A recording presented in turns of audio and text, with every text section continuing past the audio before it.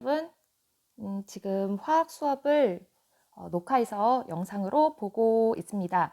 이렇게 녹화를 한 이유는 쌍방향 수업인데도 혹시 네트워크가 불안정해서 수업이 끊어지거나 전달이 잘못될 것을 대비해서 만들어진 영상입니다.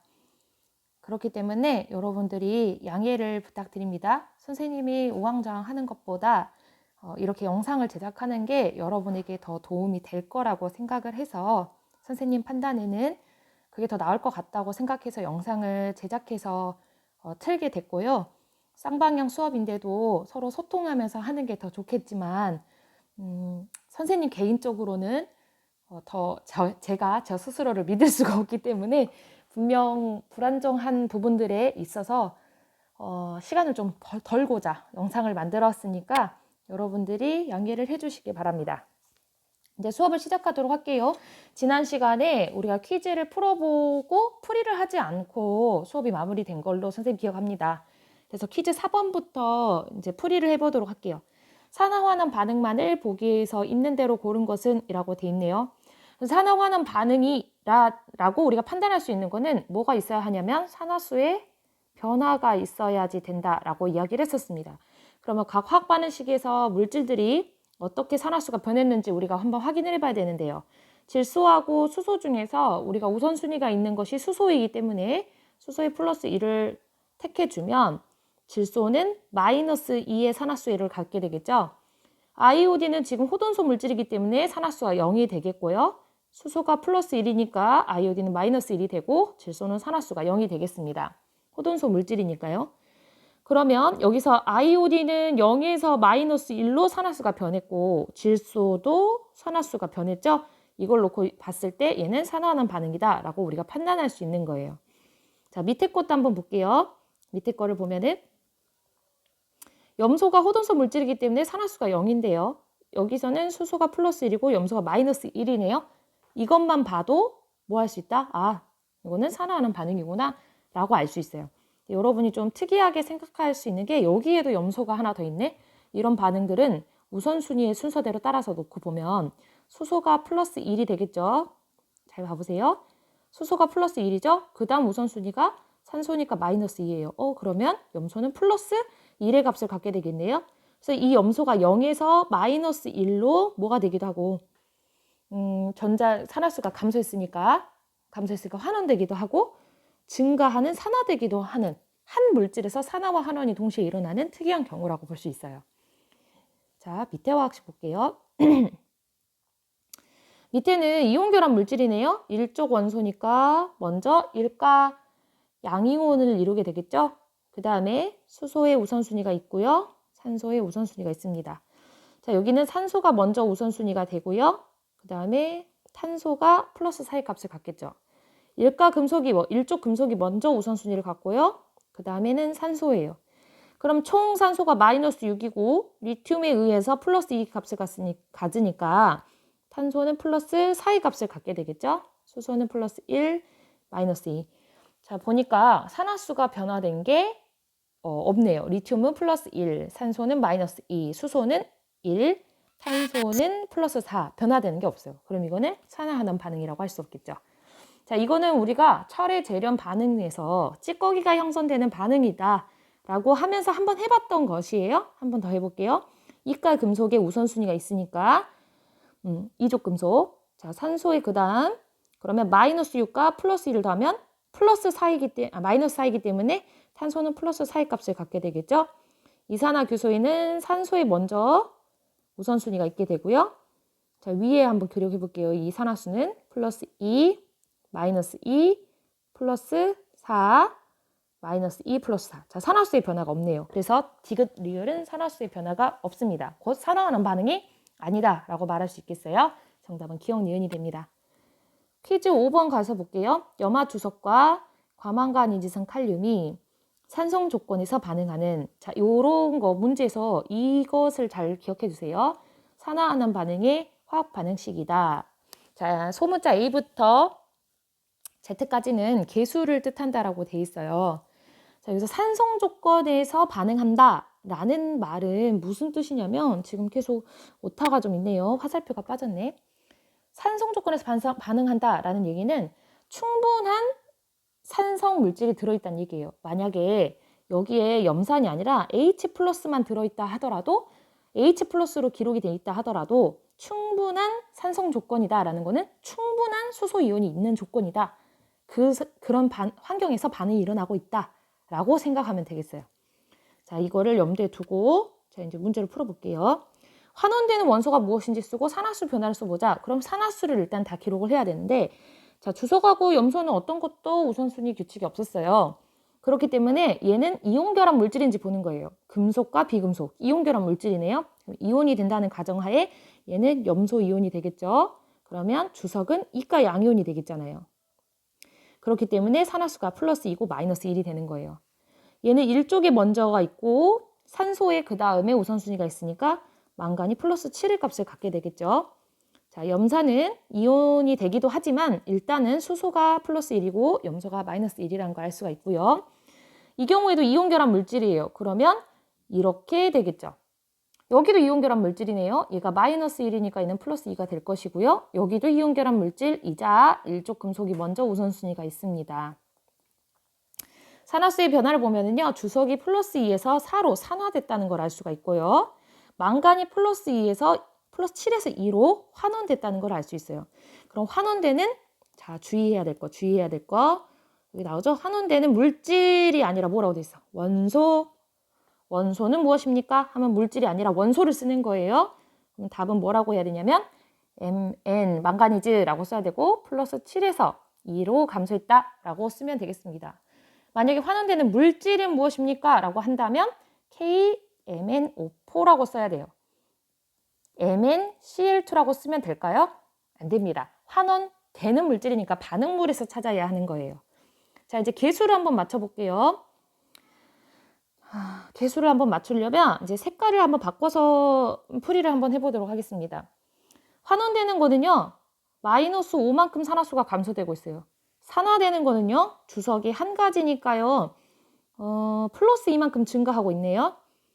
그렇다면 이게 두 개의 증가되는 산화수와 감소되는 산화수를 맞춰주기 위해서 5와 2를 곱해줘 볼게요. 5, 2. 자, 이제 그 다음에 산소를 먼저 맞추기로 했어요. 산소를 맞출 때는 색깔을 바꿔보도록 하겠습니다. 헷갈리니까요. 자, 반응물에 있는 산소는 여기 있는 거 하나밖에 없어요. 근데 앞에 개수가 2가 있기 때문에 총 산소는 8개가 있다고 볼 수 있겠네요. 생성물에서 산소를 가지고 있는 물질은 물밖에 없어요. 그럼 여기다가 8을 써주면 되겠어요. 자, 이번에는 수소를 맞춰볼 거예요. 수소는 생성물에서 물에서밖에 존재하지 않아요. 그렇기 때문에 총 16개의 수소가 반응물에서도 있으면 되겠습니다. 그래서 여기 16개 맞게 됐네요. 그럼 개수가 다 맞춰진 거예요. 자, 그러면 W는 뭐고? 5, X는 2, Y는 아무것도 없다? 그 말은 1이란 뜻이겠죠? Z는 8. 이게 답이 되겠습니다. 자, 6번으로 한번 가보겠습니다. 구리와 질산의 산화하는 반응식이다. 이에 대한 설명으로 옳은 것을 고르시오. 자, 개수가 맞춰져 있지 않아요. 그러면 우리가 개수를 먼저 맞춰줘야 되겠죠? 구리 호돈소 물질이에요. 그러면 산화수가 0. 얘는 다 원자 이온이죠? 전체 산화수의 합이 이온의 전하인 마이너스 1과 같아져야 돼요. 산소의 우선순위가 있으니까 마이너스 6이 되겠죠? 그러면 더해서 마이너스 1이 되려면 질소는 5가 돼야 되겠어요. 그래서 질소의 산화수는 플러스 5가 되는 겁니다. 얘는 이온이에요. 플러스 1이고요. 여기도 이온이네요. 산소에 마이너스 2라는 우선순위가 있으니까 질소는 플러스 2가 되고요. 수소는 플러스 1, 산소는 마이너스 2. 이렇게 되겠습니다. 증가되는 것과 감소되는 걸 봐볼게요. 구리는 플러스 2만큼 산화됐어요. 증가했어요. 질소를 한번 볼게요. 5에서 2로 마이너스 3만큼 감소했네요. 그러면 우리가 증가한 산화수와 감소한 산화수를 맞춰주기 위해서 각각 3과 2를 곱해줄게요. 자, 그 다음에는 산소를 맞춰볼 거예요. 산소. 색깔을 바꿔서 산소가 여기에 있네요. 질산이온에 하나 있네요. 그럼 총 6개의 산소가 있기 때문에 여기에 총 산소가 6개가 배치되게끔 하면 돼요. 일단 여기에 산소가 2개가 있으니까 여기는 4개의 산소만 있으면 되겠죠. 그러면 생성물에서 수소의 개수는 총 8개가 됩니다. 8개. 그래서 여기다가 8을 써주면 되는 거예요. A는 3, B는 2, C는 8, D는 4가 되겠네요. 그럼 다 더하면 17 맞는 말이 되겠죠? 질소의 산화수는 5에서 2로 감소한다. 맞죠? 구리 0.6몰이 반응 비네요. 구리는 0.6몰이 모두 반응하면 물이 7.2g이 생성된다. 자, 그럼 이런 경우에서 우리가 봐야 될 게 구리와 물의 개수비를 봐야 되겠어요. 구리와 물의 개수비를 보면은 자, 3대 4라는 거를 알 수가 있죠? 그러면은 3대 4는 0.6몰 대 몰수비와 같기 때문에 X몰이라고 볼 수 있겠어요. 그러면 이렇게 4 곱하기 0.6은 3X몰이 되겠고 X는 4 곱하기 0.2 다시 말하면 0.8몰이 되겠죠. 그러면 0.8몰의 물이 생성되는 거예요. 몰을 질량으로 바꾸고 싶다. 그러면 여기다가 뭘 곱해주면 된다 했죠? 분자량을 곱해주면 됩니다. 이걸 곱하면 몇이 돼요? 14.4g, 7.2가 아니라 14.4가 되겠어요. 그래서 정답은 기억 니은이 되겠습니다. 여러분 맞게 풀이했나요? 자, 그러면 이제 새로 나눠준 학습지로 넘어가 보도록 할게요. 여러분 새로 다 학습지 받았을 거예요. 그러면 열의 출입. 자, 여기까지가 우리가 4단원의 끝이에요. 여기까지 배우면 4단원이 끝납니다. 먼저 발열 반응부터 봐볼게요. 여기서는요, 어떤 화학 반응이 일어날 때 열이 출입이 되는데 들어오기도 하고 나가기도 해요. 그거를 나눠서 발열과 흡열로 설명해 보도록 할게요. 발열 반응이라고 하는 거는요, 화학 반응이 일어날 때 주위로 열이 방출되는 거예요. 주위로 열이 방출된다. 자, 이 말은 무슨 말이냐면 우리가 계와 주위의 개념에 대해서 한번 이야기를 해야 되는데 계라는 건 뭐냐면 반응이 일어나는 곳을 얘기하고요. 주위는 그 주변을 다 얘기를 해요. 화학 반응이 일어나는 곳과 그 외 환경이라고 보면 되겠습니다. 자, 예를 들어서 비커에서 산염기 중화 반응이 일어나요. 그럼 여기는 계가 되겠고 그 주변은 다 주위가 되는 거예요. 그러면 중화열이 나오죠? 중화열이 밖으로 배출되죠. 주위로. 이게 발열 반응이 되는 겁니다. 그래서 발열 반응의 대표적인 예로는 중화 반응이 있겠어요. 자, 그러면 이 발열 반응이라는 거는 반응물에서 생성물로 가는 정반응이 일어날 때 에너지가 밖으로 빠져나가는 거기 때문에 화학적 에너지는 감소한다라고 볼 수가 있겠어요. 그리고 그 화학적 에너지의 차이만큼, 이 세모가 차이를 뜻하는 거예요.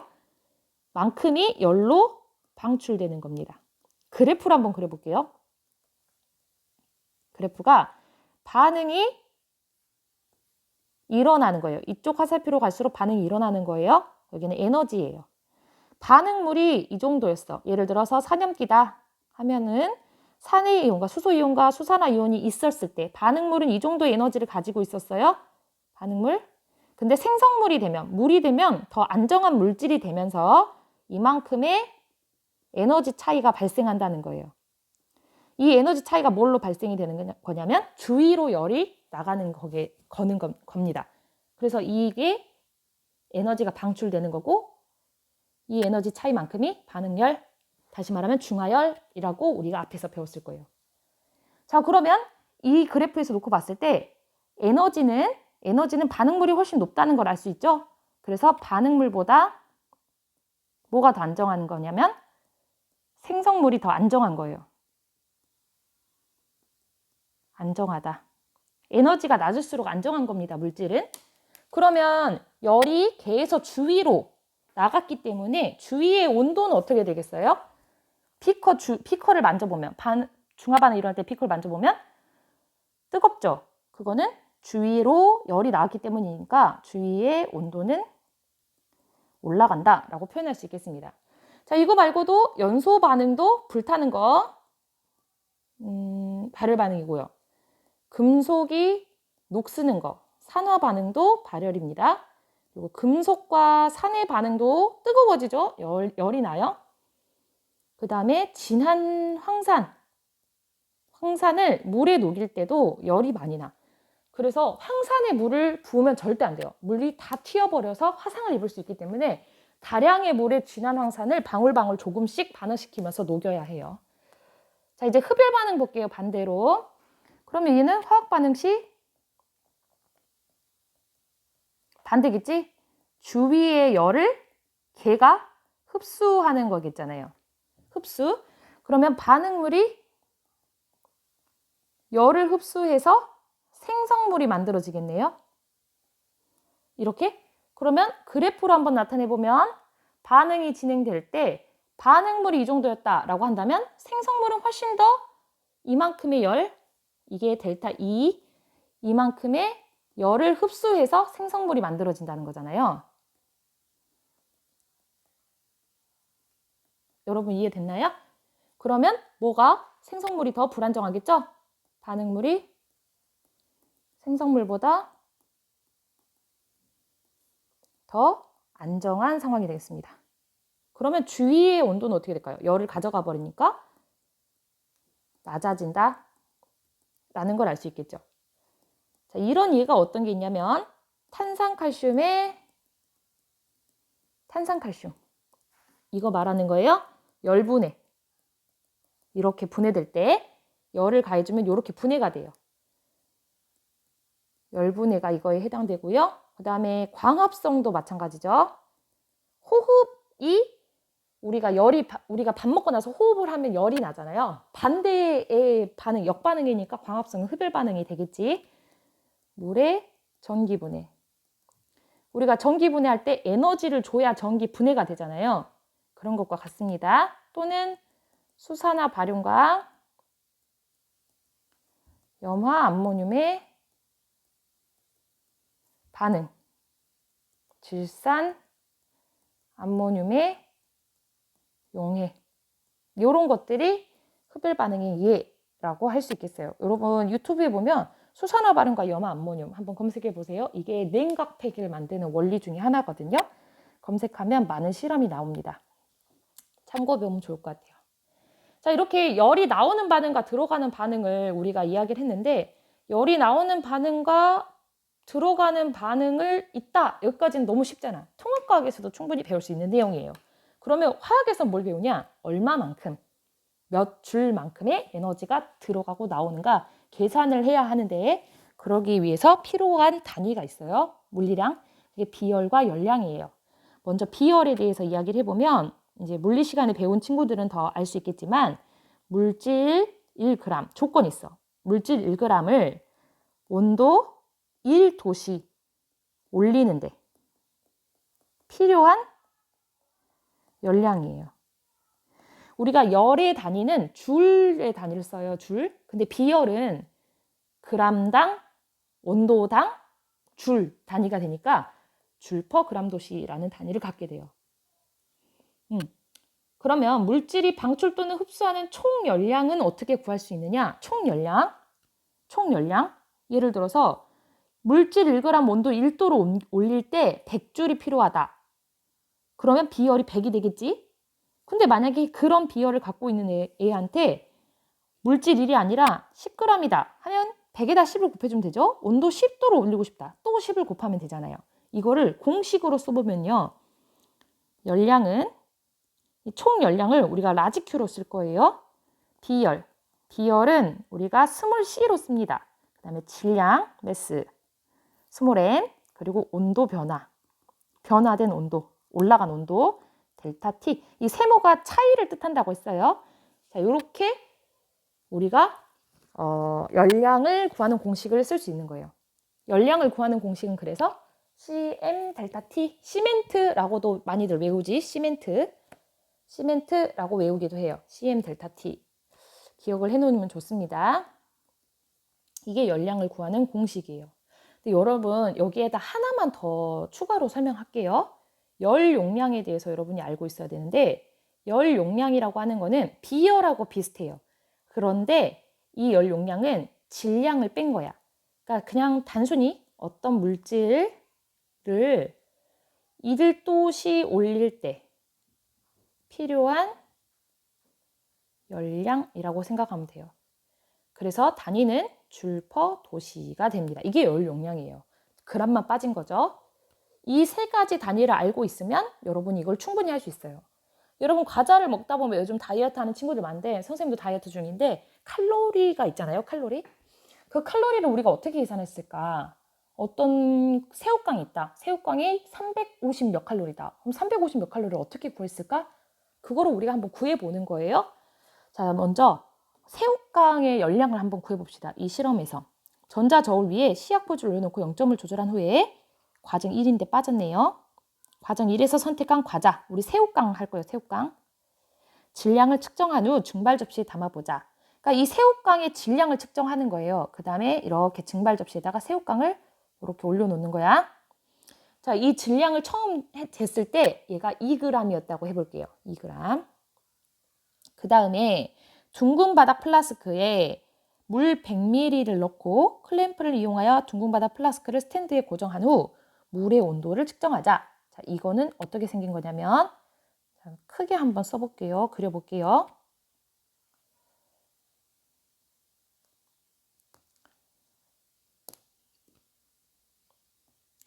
이렇게 둥근 바닥 플라스크에다가 마개를 막고 물을 100ml를 채워요. 그 다음에 여기다가 새우깡을 증발 접시에 넣고 여기를 불로 지르는 거예요. 불 지르는 거예요. 여기다가 불로 태우는 거예요. 그러면 그 열이 뭐를 끓이냐면 물을 끓이게 되는 거예요. 그러면 이 물이 끓으면서 받은 흡수한 열량을 계산하는 게 이 새우깡의 칼로리가 되는 거예요. 자, 그러면 물의 처음 온도를 정하는데 물의 처음 온도가 15도씨였다고 합시다. 그리고 나서 불을 붙인 후에 물을 가열했어요. 과자를 다 연소시킨 후 과자에 남은, 이제 다 타고 재가 남았겠지? 남은 질량을 측정하는 거야. 0.2g이 남았다 칩시다. 그리고 온도가 몇 도 올랐는지 온도계로 측정하는 거예요. 온도는 33도까지 올랐다고 합시다. 그럼 총 태운 과자의 질량은 얼마냐면 열량 타버린 과자는 1.8g이 되겠죠. 그리고 물의 온도 변화는 18도씨가 될 거예요. 두 개의 차이니까요. 그러면 여러분은 여기에 지금 표가 여기로 넘어가 버렸어요. 저는 밑에다 쓸 건데 여러분 위에 쓰면 돼요. 자, 실험에서 물이 얻은 열량은 몇 줄인가 라고 해볼 거예요. 그러면 총 열량은 cm 델타 t 이거 쓸 거예요. 물의 비열을 먼저 알아야 하는데 여기서 주어집니다. 물의 비열은 4.2줄 퍼 그람 도시예요. 그러면 4.2 곱하기 질량 1.8g이 태워졌죠? 온도는 18도가 변화됐어요. 요거를 계산하는 게 미안합니다. 선생님이 과자가 아니라 물의 온도 변화, 물이 흡수한 열량을 측정하는 거기 때문에 물의 질량을 하는 거예요. 물은 밀도가 1g per ml예요. 100ml는 100g이야. 그러면 100g이 물 100g이 18도씨 변했어요. 물의 비열은 줄 퍼 그람 도시예요. 자, 요거를 계산하면 어떻게 됩니까? 7,560 줄이 되는 거예요. 만약에 줄 단위가 너무 크다 하면 이렇게 쓰기도 합니다. 7.56kJ이라고 쓰기도 해요. 1000줄이 1kJ이 되는 거야. 여러분 여기까지 이해됐나요? 자, 그러면 뒤로 넘어가 볼게요. 자, 뒤로 넘어가면 과자 그러면 1g이 연소할 때 발생한 열량이 궁금한 거예요. 1g에. 그러면 1.8g이 탔을 때 7,560줄이 발생했단 말이에요. 그러면 그거를 질량으로 나누면 어떻게 되냐면 4,200줄 퍼 그람. 1g당 4,200줄이 발생하는구나 라고 알 수 있는 거죠. 자, 그러면 과자 봉지에 표시된 열량과 한번 비교를 해보려고 하는데요. 새우깡이 이렇게 표시되어 있어요. 여러분 나중에 찾아보세요. 300g당 145kcal라고 나와 있어. 우리는 줄 단위로 봤는데 얘는 칼로리로 나와 있네요. 그러면 하나의 조건이 더 필요하겠지. 1칼로리는 4.2줄이거든요. 그러면 보세요. 300g이잖아요. 이거를 요 단위로 맞춰보고 싶은 거예요. 그러면 얘를 줄 단위로 바꿔줘야 되겠죠. 칼로리를. 그럼 킬로칼로리를 칼로리로 한번 바꿔볼게요. 1000단위니까 1kcal니까 요렇게 이 칼로리는 줄로 바꿔야 되겠죠.